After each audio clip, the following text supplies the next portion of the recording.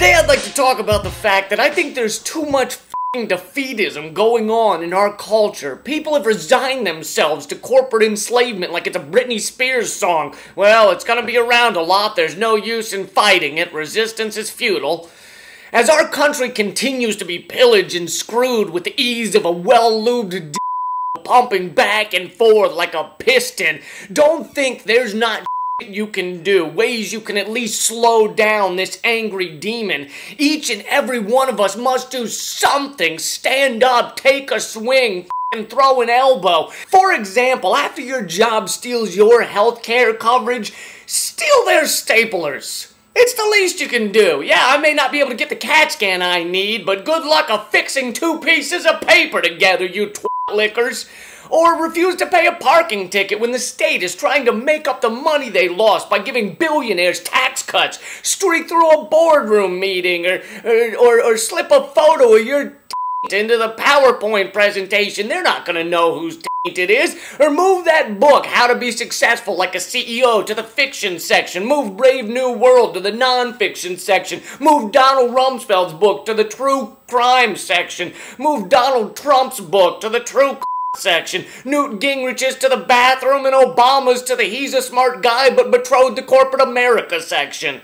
Move your money out of the big banks that just foreclosed on your cousin's house. Put the money in a small local bank or an empty milk carton. And if you want to have the feeling of still having it in a bank, every time you take money out of that milk carton, charge yourself a $1.50 ATM fee that you flush down the toilet and then slap your grandmother. You'll feel just like you belong to a big bank.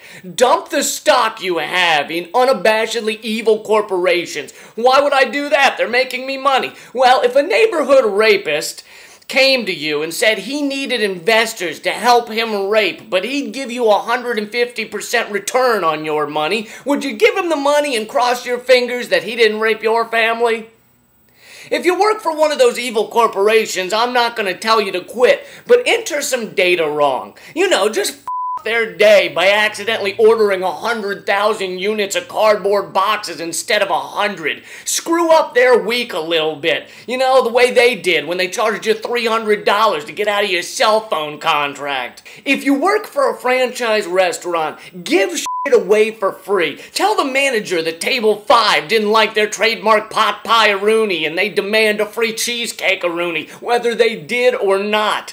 You don't own that. You don't owe that franchise anything. What, just because they stopped calling you a waiter and started calling you an associate or a friend of the company or a franchise cuddle bunny or whatever the Man, if only the southern slave owners had known this trick, everything would have been different. Hey, we're going to stop calling you slaves and me master. Instead, you're going to be called associate or friends of the plantation, and we'll be one big happy family. Take a vacation with your family along the oil-covered beaches of the Gulf of Mexico. Use the photos as your Christmas cards to remind your friends what's going on there. Send one to the head of BP and write, Happy Hanukkah, this oil's lasted even longer than 8 days. It's a miracle. And finally, go into a big bank and say that you'd like to talk to them about opening a business account. What they won't know is that you're wearing a diaper. Then, while you're talking with them, start taking a dump. Don't ever mention it, just sit there making this face. And let the smell fill the entire branch. Don't rush, they have nowhere to be. If they want to dump on America, then it's only fair that it comes right back at them. When you're finished, go, I think my business is done here. What I'm saying is stick a wrench in the gears of corporate ownership of America. Be a splinter in their foot, a bug in their eye, a herpes sore on their lips. Sure, that herpes sore won't kill them, but 1 million of them wouldn't be so much fun anymore. They might rethink who they're f***ing. Anyway, I'm Lee Camp, and that's your moment of clarity, and I'd like to announce that I'm joining the June 14th Move Your Money protest. I use one of the big banks because I'm lazy and I've used it my entire life, but come June 14th, I'm moving my money elsewhere. Maybe I'll try that milk carton idea. I'd like to thank David DeGraw at ampstatus.org for the idea for today's rant. Also, if anyone knows of blogs, podcasts, or radio shows that might want to play Moment of Clarity, email me at leecampmail@gmail.com. If I end up working with them, I'll send you a free signed copy of my comedy album. Thanks for everything. Keep fighting. We got no plans at all. Evil man's always transcending.